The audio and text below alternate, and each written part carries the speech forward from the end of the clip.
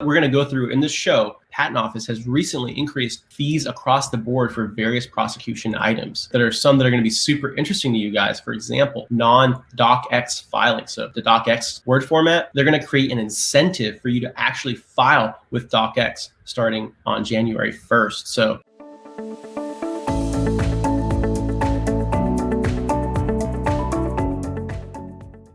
I'm going to go ahead and add. Now this page here that I have up, I'm not going to post it, but if you wanted to find this on your own, you could just Google patent fee and increase. Super easy to find. You'll be able to find it. Basically what this is saying is that some of these fees don't go into effect for another year and a half. So January 1st, 2022. That's importantly, that's the docx filing requirement incentive. So keep that in mind. It's a big deal, guys. They're completely changing. Before we would just submit our applications with .pdfs. Now this is going to create a huge incentive for us to file with docx. Big deal, big deal. But let's go through. So basically what this says is that fee increases occur throughout and largely due to the increase in government costs of having federal employees employed and just general cost of doing business. As we can see, this talks about there's comment period. So it's a regulatory agency, so there has to be a commentary period. This is actually really interesting. It has to do with administrative agencies, but basically the Patent Office is an administrative agency and the Patent Office officials are appointed members. They're not elected. And so because they're appointed,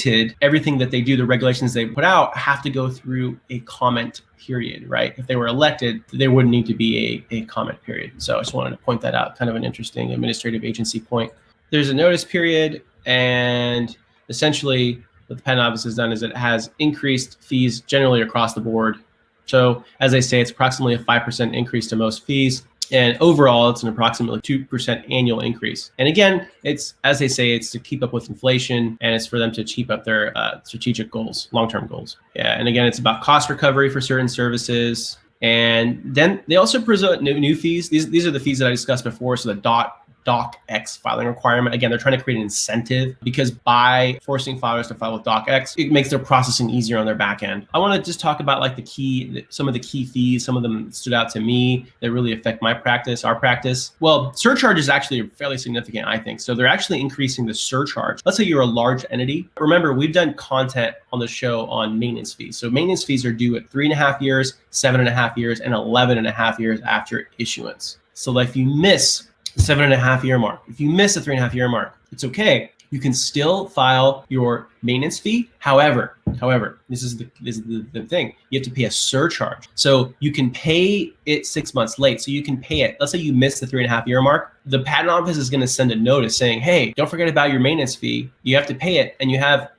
to pay it within 6 months. So you have to pay it within the 4th year, but we're going to impose a surcharge. Now, the surcharge used to be $160, as you guys can see. But they're upping it. They're upping it to $500. So this is pretty significant. That's a pretty big difference. The big thing to note there is that you guys are gonna want to seriously keep track of those maintenance fees. You do not want to have to pay that extra $340 if you can avoid it. Another point, they're increasing the expedited examination fee for design applications. So for design patents, they're increasing the expedited exam from $900 to $1,600. Okay, so keep that in mind. They're going to up these fees. Now, this is the big one here, guys. This is big because this is going to affect large entities as well as small entities, but they're increasing the issue fees, okay, and maintenance fees. So keep that in mind. So after you get a notice of allowance, you have to pay an issue fee in order for your patent to issue, okay? So in order for your patent to issue, you have to pay this issue fee, and they're increasing it. It used to be $1,000 for a large entity, $500 for a small entity, and $250 for a micro entity. Well, now they're increasing the large entity fee from $1,000 to $1,200.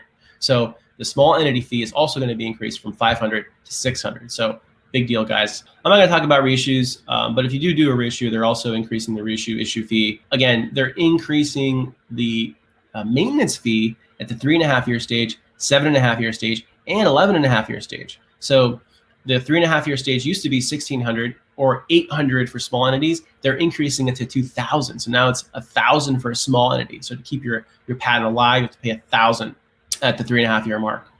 Again, there's three maintenance fees: 3.5 year, 7.5 year, and 11.5 year. They're all going up. So 7.5 year maintenance fee payment is now increased by $160 from $3,600 to $3,760. And then the 11.5 year maintenance fee is also being increased from $7,400 to $7,700. Okay, so pretty significant increase there as well. Now they're also increasing the American Invents Act trial fees. So IPR request fees they're increasing it from 15,500 to 19,000.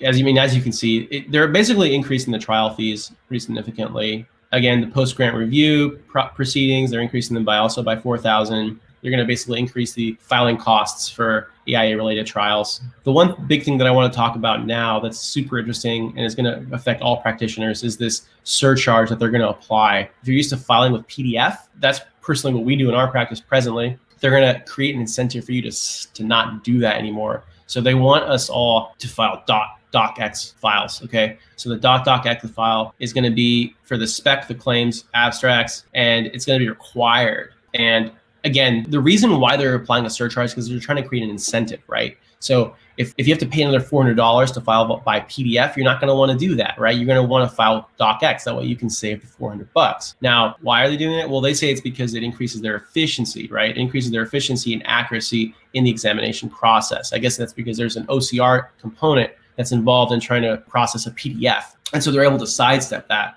if they actually get actual text files in the docx format. So this is super interesting, guys. I think this is a huge, huge deal. One thing I want to note, though, it doesn't go into effect until January 1st of 2022. So keep that in mind. So practitioners, you do have some time before you have to switch to the docx format. However, keep that in mind. January 1st, 2022 is just around the corner and coming up. That was actually probably the main takeaway, one of the main things that inspired this particular episode. I just wanted to make sure that you guys are aware about this. It's no fun to be surprised by fee increases. It's also no fun when your client is the one telling you about the fee increases. So again, thanks you guys for watching.